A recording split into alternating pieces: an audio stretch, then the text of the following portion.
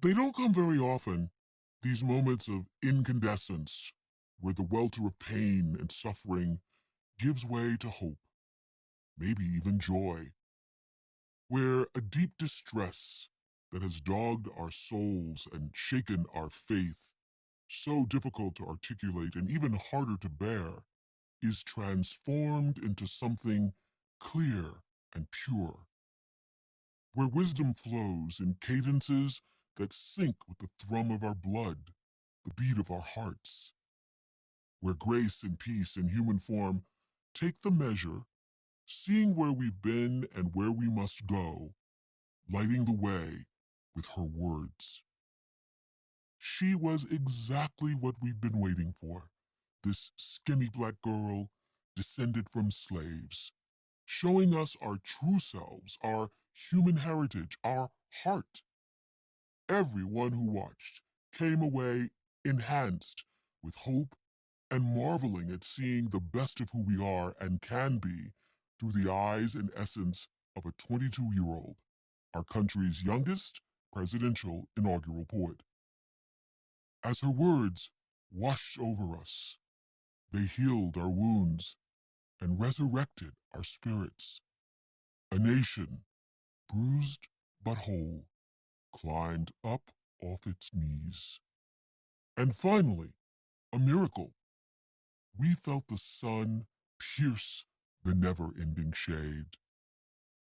That is the power of poetry. And that is the power we collectively witnessed at the inauguration of President Joseph R. Biden on January 20th, 2021.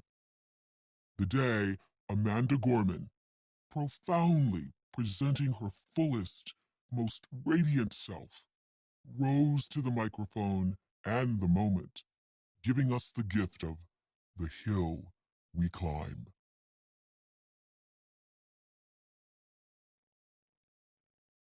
Read at the inauguration of President Joe Biden, January 20th, 2021. Mr. President and Dr. Biden, Madam Vice President and Mr. Emhoff, Americans and the world. When day comes, we ask ourselves, where can we find light in this never-ending shade? The loss we carry, a sea we must wade, we've braved the belly of the beast. We've learned that quiet isn't always peace, and the norms and notions of what just is isn't always just is. And yet the dawn is ours before we knew it somehow. We do it somehow. We've weathered and witnessed a nation that isn't broken, but simply unfinished. We, the successors of a country and a time where a skinny black girl descended from slaves and raised by a single mother can dream of becoming president, only to find herself reciting for one. And yes, we are far from polished, far from pristine, but this doesn't mean we're striving to form a union that is perfect. We are striving to forge our union with purpose, to compose a country committed to all cultures, colors, characters, and conditions of man. And so we lift our gazes not to what stands between us, but what stands before us. We close the divide because we know to put our future first. We must first put our differences aside. We lay down our arms so that we can reach our arms out to one another. We seek harm to none and harmony for all. Let the globe, if nothing else, say this is true. That even as we grieved, we grew. That even as we hurt, we hoped. That even as we tired, we tried. That we'll forever be tied together, victorious, not because we will never again know defeat, but because we will never again sow division. Scripture tells us to envision that everyone shall sit under their own vine and fig tree, and no one shall make them afraid. If we're to live up to our own time, then victory won't lie in the blade, but in all the bridges we've made. That is the promised glade, the hill we climb, if only we dare it. Because being American is more than a pride we inherit. It's the past we step into and how we repair it. We've seen a force that would shatter a nation rather than share it, would destroy our country if it meant delaying democracy. And this effort very nearly succeeded. But while democracy can be periodically delayed, it can never be permanently defeated. In this truth, in this faith, we trust.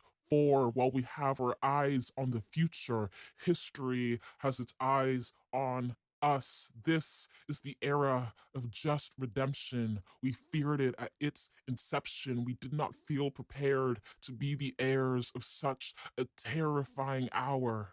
But within it, we found the power to author a new chapter, to offer hope and laughter to ourselves. So, while once we asked, how could we possibly prevail over catastrophe? Now we assert, how could catastrophe possibly prevail over us? We will not march back to what was, but move to what shall be, a country that is bruised but whole, benevolent but bold, fierce and free. We will not be turned around or interrupted by intimidation because we know our inaction and inertia will be the inheritance of the next generation. Our blunders become their burdens, but one thing is certain: if we merge mercy with might and might with right, then love becomes our legacy and change our children's birthright.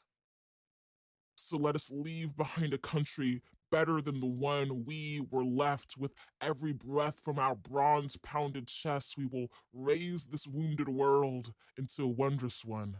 We will rise from the gold limbed hills of the West. We will rise from the windswept Northeast, where our forefathers first realized revolution. We will rise from the lake rimmed cities of the Midwestern states. We will rise from the sun baked South. We will rebuild, reconcile, and recover in every known nook of our nation, and every corner called our country. Our people, diverse and dutiful, will emerge battered but beautiful. When day comes, we step out of the shade, aflame and unafraid. The new dawn blooms as we free it, for there is always light if only we're brave enough to see it, if only we're brave enough to be it.